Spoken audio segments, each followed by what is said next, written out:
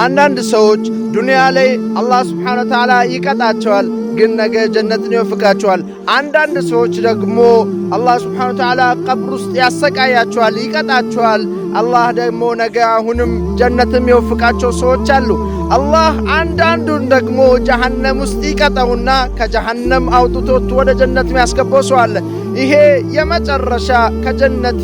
ከጀሃነም የሚወጣው ከጀሃነም ወጥቶ ወደ ጀነት የሚገባው ሰው ከጀሃነም ቅጣት የተንደረደረ ከጀሃነም ያወጣዋል አላህ Subhanahu Wa Ta'ala በረህመቱ የዚህን ሰዓት ከጀሃነም ከወጣ በኋላ አካባቢውን ሲመለከት ዞር ብሎ ከሩቁ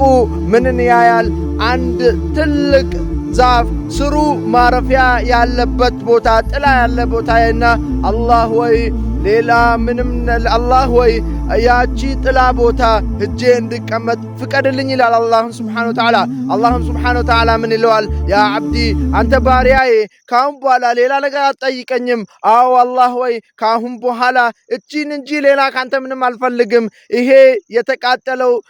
ስቃዩ የጀሃነሙ ቅጣት አስጨንቆት ከዚች ጀሃነም እስኪገላገል አርቀኝ ከቦታው ይላል አላህ Subhanahu Wa Ta'ala ሂድ ይለዋል ይሄዳል ያርፋል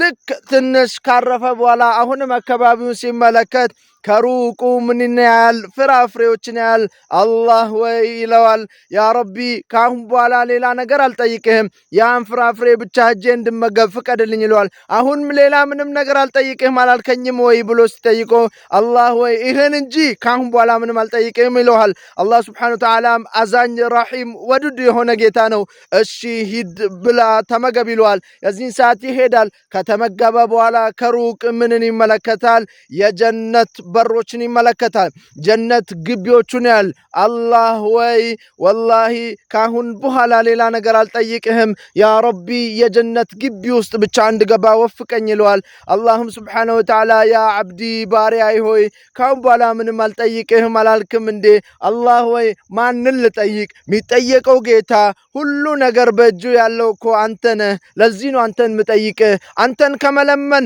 መቼም እኮ መሮጥም